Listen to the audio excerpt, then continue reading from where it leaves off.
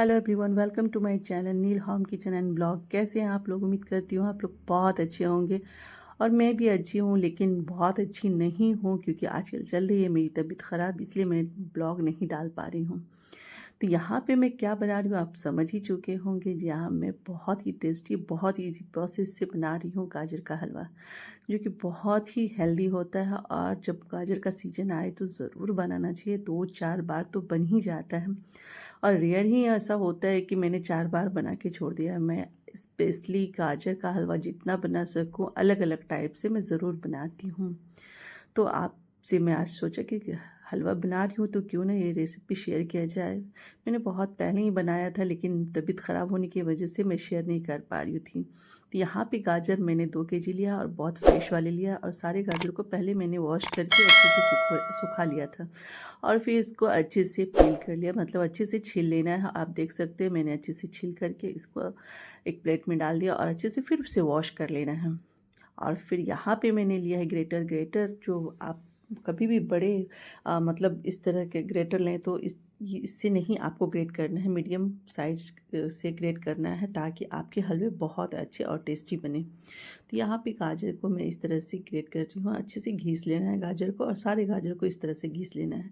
और गाजर के अंदर जो थोड़ा सा मोटा और वाइट टाइप का होता है, उसको आप जब भी ग्रेट करें तो उसको निकाल दें, हमेशा इस बात का ख्याल रखें। तो और जो रेड हो गाजर तो उसको तो आप ऐसे ही ग्रेट करके दे दीजिए। तो मैं देख देख के इस तरह से सारे गाजर को ग्रेट कर रही हूँ। तो गाजर का हलवा मेरे घर में सभी लोग को इतनी पसंद है कि मैं बता ही नहीं सकती।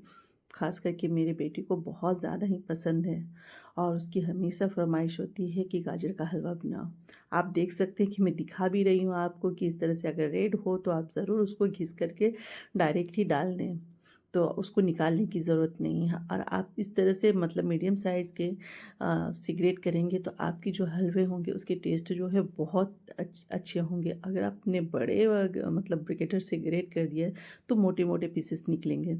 तो उस तरह से नहीं करना है। आप थोड़ा अगर गाजर का हलवा टेस्टी खाना चाहते हैं तो इस तरह से ग्रेट कर लें। तो मैंने सारे गाजर को इस तरह से ग्रेट कर लिया है।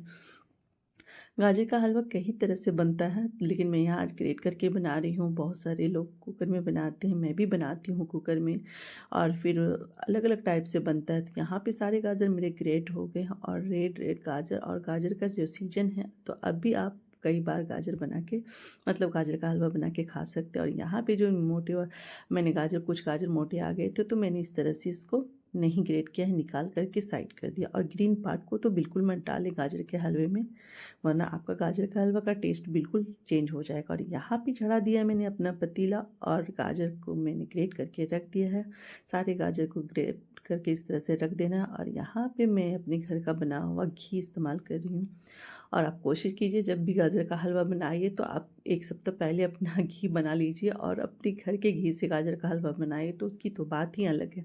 लेकिन नहीं है तो आप मार्केट के घी से ही बना लीजिए। और यहाँ पे मैंने डाला है 2 चम्मच घी, और उसके बाद मैंने 4 लौंग डाला है। लौंग डालना बहुत ज़रूरी है, आप एक बार लौंग ज़रूर डालिए।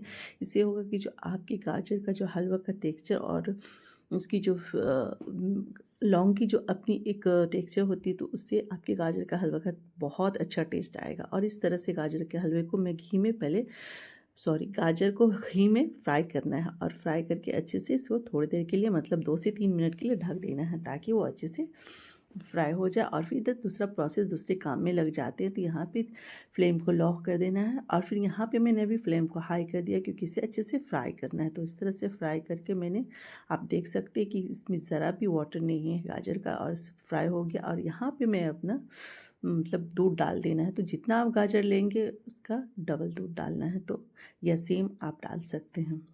तो यहाँ पे मैंने 2 केजी गाजर लिया था तो मैंने 2 केजी दूध ऐड किया है। इस तरह से दूध ऐड कर लिए, और फिर आप कम भी दूध इस्तेमाल कर सकते हैं, ज़रूरी नहीं कि आप सेम सेम ही डालें। अगर आपके पास जितना दूध है उसके अकॉर्डिंग आप कर सकते हैं, आप 1 लीटर भी डाल सकते हैं। तो इस तरह से गाजर का हलवा को मैंने धीमे फ्लेम पे करके चढ़ा दिया ताकि जल्दी से बॉयल आ जाए। और यहाँ पे बॉयल आ गया है, और फिर इस तरह से चला लेना है। तो बीच बीच में चलाते जाना और दूसरे काम के को भी करते जाना है। तो यहाँ पे फ्लेम को हाई टू लो करते रहना है।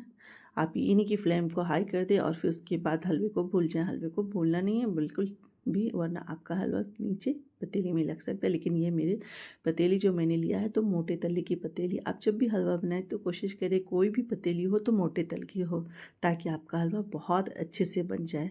और यहाँ पे आप देख सकते हैं कि दूध की क्वांटिटी कम होती जा रही है और इसे मैं बार बार चलाती जा रही हूँ। तो बीच बीच में किसी वक्त मैं ढक भी देती हूँ और फिर नहीं भी ढकती हूँ। तो इस तरह से मेरे हलवे तैयार होते जा रहे हैं और हलवे की जो सेंट है वो बहुत अच्छा आ रहा है। और अब दूध की क्वांटिटी कम हो चुका है और यहाँ पे इस टाइम चीनी ऐड करेंगे।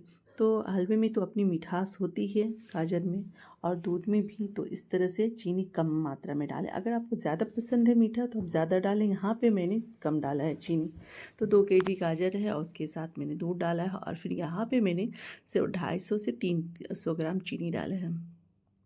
तो ये चीनी काफ़ी होता है, आप ज़्यादा भी कर सकती हैं और कम भी कर सकती हैं, आप अपने मीठे के अकॉर्डिंग कर सकती हैं। तो यहाँ पे चीनी डाल करके मैं कंटिन्यू चला रही हूँ और फिर उसके बाद आप देख सकते हैं कि जब जैसे ही आप चीनी डालेंगे तो इसके कलर चेंज हो जाते हैं। तो थोड़ी देर के लिए यहाँ पे ढक देंगे। और यहाँ पे मैंने नारियल, बादाम और उसके बाद काजू लिया है और नारियल और बादाम को मैंने फ्रीज़ में रख दिया था आधा घंटा पहले। आप देख सकते हैं कलर बिल्कुल हलवे का चेंज हो चुका है और यहाँ पे मैं कंटिन्यू चला रही हूँ इसे। और फिर यहाँ पे आप जैसे ही फ्रिज में रखेंगे ये सॉफ्ट हो जाते हैं और आपको चाकू से काटने में बहुत इजी हो जाता है। तो आप जब भी नारियल या बादाम को काटने की कोशिश करें तो फ्रिज में डाल दें। मैं कभी कभी भूल जाती हूँ, लेकिन ये ट्रिक बहुत ही मतलब काम करने वाला ट्रिक है। आप एक बार ज़रूर ट्राई करें। तो आप देख सकते हैं नारियल बहुत ईज़िली कट रहा है। और जब भी गाजर के हलवे में नारियल डालें तो उसे थोड़ा कद्दूकस करके डालें, मतलब थोड़ा कट करके डालें, कद्दूकस करके भी डाल सकते हैं। और यहाँ पे बादाम को इस तरह से 2 टुकड़ों में मैंने काट दिया और काजू को बिल्कुल भी नहीं काटना है, 2 टुकड़ों में ही इसे सिर्फ रखना है, क्योंकि आपके जो गाजर के हलवे हैं उसमें आपकी काजू दिखनी चाहिए। तो यहाँ पे मैंने इस तरह से नारियल को चॉप कर लिया है, आप देख सकते हैं। और थोड़े से नारियल को मैंने छोड़ भी दिया और यहाँ पे बादाम को मैं लंबे लंबे स्लाइस में काट रही हूँ। आप किसी भी तरह से काट सकते हैं, लेकिन लंबे स्लाइस में काटने से दिखने में बहुत अच्छा लगता है। तो आप जब भी खाना बनाते हैं, कोई भी खाना, तो वो दिखना बहुत अच्छा चाहिए। और यहाँ पे मैं ऐड कर रही हूँ अपने हाथों से बना हुआ घी। तो यहाँ पे 3 चम्मच मैंने घी ऐड किया है और उसके बाद इसकी जो सेंट है घी की वो बिल्कुल ही यूनिक है। और आप यकीन नहीं मानेंगे, आपको ऐसा लगेगा कि हाँ बहुत अच्छा आपने घी बना के तैयार किया है। तो आप ज़रूर घी बनाइए घर में। और ठंडे का सीजन है तो घी वो आसानी से बन जाता है। और यहाँ पे आप देख सकते हैं मैंने घी ऐड किया तो इससे कलर और फ्लेवर फिर चेंज होता है। और यहाँ पे जो मावा है मैं घर में नहीं बनाई हूँ, ये मार्केट से परचेज़ किया है मैंने।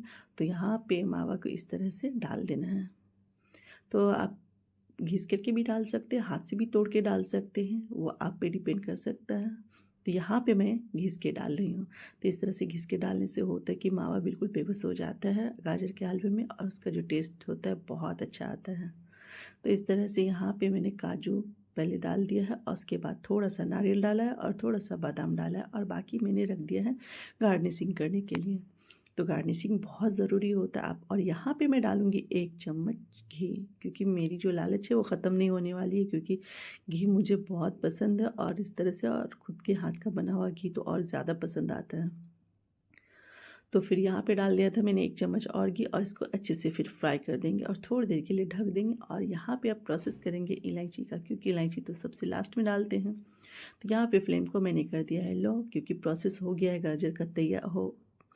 और फिर यहाँ पे मैंने 7 से 8 इलायची को के दाने को निकाल लिया और अच्छे से कूट लिया है इसको। इस तरह से कूट करके आप डाल दीजिए। और आप जब भी ना इलायची डालें सबसे लास्ट में डालें, क्योंकि उसकी जो फ्लेवर होती है वो बहुत अच्छी होती है और लास्ट में डालने से फ्लेवर बनी हुई रहती है।